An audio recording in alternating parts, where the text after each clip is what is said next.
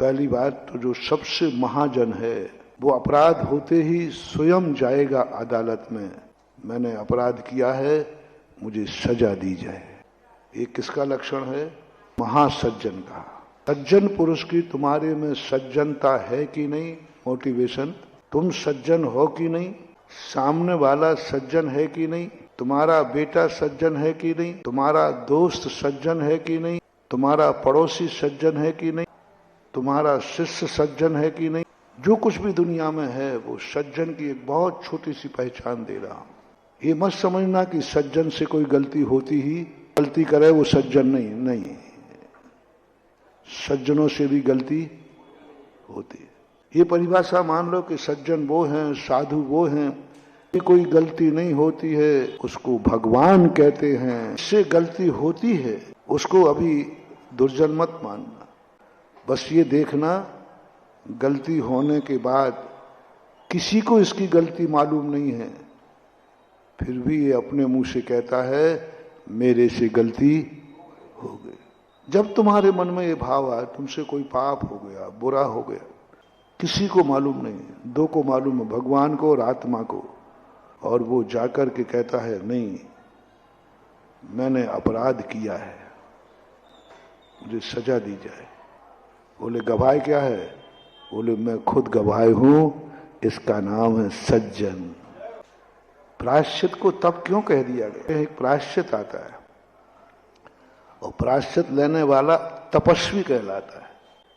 मैंने सोचा कि सजा लेने वाला, अपराध स्वीकार करने वाला तपस्वी कैसे हो गया? यदि अदालत में कोई व्यक्ति अपना अपराध स्वीकार कर ले तो उसे सजा बोल दी जाती है या छोड़ दिया जाता है? सजा होती है। ये राजनीति है। और धर्म नीति में क्या है?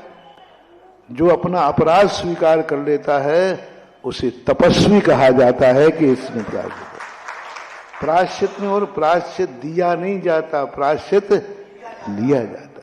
सजा ली नहीं जाती, सजा दी जाती है। अपराधी सजा भोगता है और दुर्जन सजा भोगता है और सज्जन प्रायश्चित लेता है। का भाव जब कभी तुम्हारे मन में आवे समझ लेना तुम सज्जन हो, तपस्वी हो, तुमने द्वारा किया हुआ अपराध माफ हो जाएगा, वह दंडित नहीं, क्योंकि तुमने स्वीकार किया है। गलती करना उतना बुरा, लेकिन गलती को स्वीकार नहीं करना ये सबसे बड़ा खतरनाक है। हो गई गलती। यदि कोई व्यक्ति अपनी गलती को एक्सेप्ट कर ले, पिता को मालूम नहीं, वो बेटे ने आकर गया पापा मेरे से आज एक गलती हो गई, समझ लेना तुम्हारा बेटा तुम्हारे कुल को कभी कलंकित नहीं होने देगा, क्योंकि किसी को मालूम नहीं था और अपने आप बोल रहा है। ऐसे ही शिष्य वही है जो गलती किसी को मालूम नहीं है और जाकर गुरु से पूछता है। प्रायश्चित ग्रंथों में कहा जब शिष्य प्रायश्चित लेने आवे तो ये जरूर पूछना कि तुमने जो अपराध किया है ये किसको मालूम है। बहुत बड़ी चीज दे रहा हूं। ये पूछना जो तुमने अपराध किया है वो किसको मालूम है। बोले साहब किसी को मालूम नहीं है, मुझे मालूम है। बस ऐसा शिष्य गुरु के द्वारा वंदनीय हो जाता है। ऐसे शिष्य की गुरु वंदना करते हैं। भाग मेरा ऐसा शिष्य है जिस गलती को किसी को मालूम नहीं है और वो आके कह रहा है मेरे से गलती हुई, और उसका प्रायश्चित अल्प कहा है, अल्प प्रायश्चित। कितनी बड़ा अपराध हो, कितनी बड़ा अपराध हो, लेकिन वो अपराध किसी को मालूम नहीं है, फिर भी वो जाकर गुरु के सामने कह रहा है, उसका प्रायश्चित बहुत अल्प कहा है। और ये अपराध कितनों को मालूम है। जितने जितने लोगों को मालूम चल जाए उतना उतना प्रायश्चित बढ़ता जाएगा। अब बढ़ता गया प्रायश्चित। अपराध वही है, अपराध में कोई बढ़ोतरी नहीं करना, नहीं, वो तो जग जाहिर है। उसका प्रायश्चित महाप्रायश्चित है। फिर एक और महाप्रायश्चित दिया, क्या कानून को मालूम है? फिर सबसे बड़ा महाप्रायश्चित कहा गया और उसके प्रायश्चित की कोई अंत नहीं है। इससे बड़ा कोई प्रायश्चित नहीं है। अपराध वही था, एक ही प्रकार का। तो फिर तुम अब सब सारी दुनिया में प्रायश्चित क्यों ले रहे हो? इसलिए ले रहा हूं कि अब सबको तो पता चल ही गया है। अब प्रायश्चित लेकर थोड़ा सबके सामने अपना मुंह धो लूं। कोई प्रायश्चित नहीं, क्योंकि प्रायश्चित वो किस लिए ले रहा है? अपनी इज्जत तो सब धो ही दी, अब प्रायश्चित तो ले रहा है कि जितना समझ जाए उतना लोगों को पता चल जाए कि भाई प्रायश्चित ले लिया है।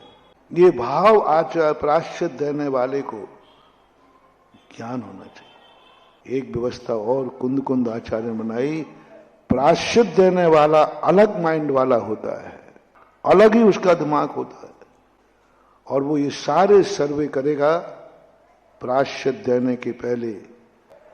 अपनी इज्जत बचाने के लिए प्रायश्चित ले रहा है, दुनिया की दृष्टि में अच्छा साबित करने के लिए प्रायश्चित ले रहा है। कोई प्रायश्चित नहीं होता, सीधा बहिष्कार होता है।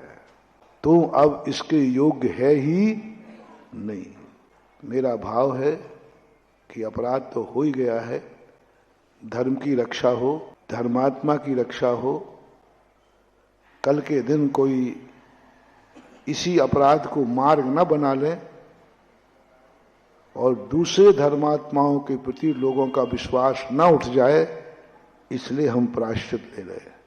तो प्रायश्चित दे दिया जाए, लेकिन बड़ा प्रायश्चित होगा, क्योंकि सबको मालूम चल गया। और जो प्रायश्चित किसी को मालूम नहीं है वो है तपस्वी, वो है अंतरंग तप। प्रायश्चित को अंतरंग तप में कहा है। अंतरंग तप यानी जो अंदर से लिया जाता है, दूसरे से हमें कोई लेना देना नहीं है। दुनिया कुछ भी कहे, बल्कि मालूम नहीं है दुनिया की दृष्टि में गिर जाऊंगा। गुरु को भी मालूम मेरा प्रायश्चित नहीं है, मम्मी पापा को भी नहीं है, तो क्यों बताऊं? क्योंकि बताऊंगा तो मैं गुरु की दृष्टि में गिर जाऊंगा। तपस्वी कहता है गुरु तो गिर जाऊं, सारी दुनिया की दृष्टि में गिर जाना, गुरु की दृष्टि में भी गिर जाना, लेकिन कभी तुम खुद की दृष्टि में मत गिरना। सुन रहे हो ना? यदि बहुत बड़ा मोटिवेशन है महानुभाव। गुरु की नजरों में गिरा हुआ व्यक्ति पुनः उठ सकता है। गुरु की नजरों में गिरा हुआ व्यक्ति पुनः उठ सकता है। गुरु ज्यादा देर तक किसी को नहीं गिराते।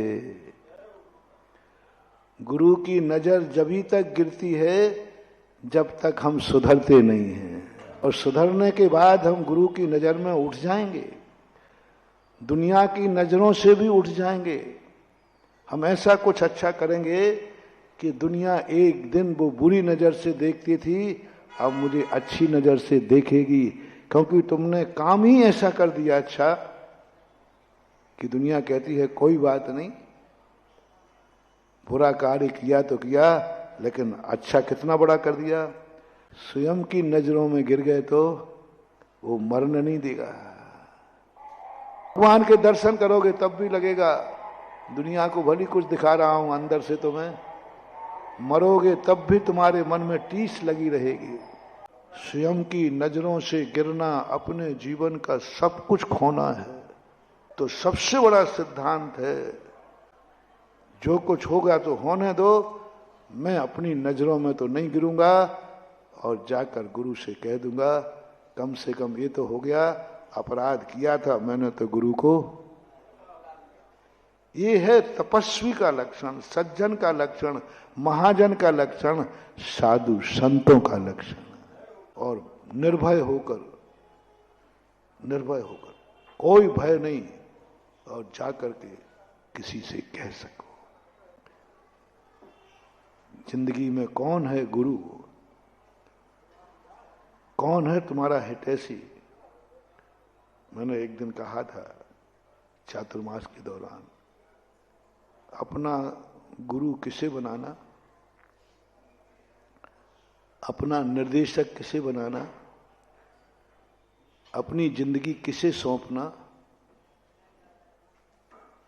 जिसके सामने तुम सब कुछ कह सको और तुम्हें डर नहीं लगे।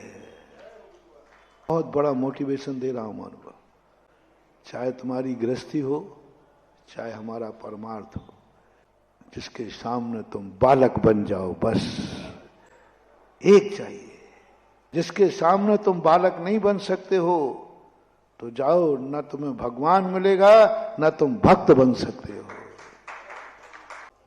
पूज्यवर मानतुंगाचार्य महाराज भगवान के सामने बालक बन गए।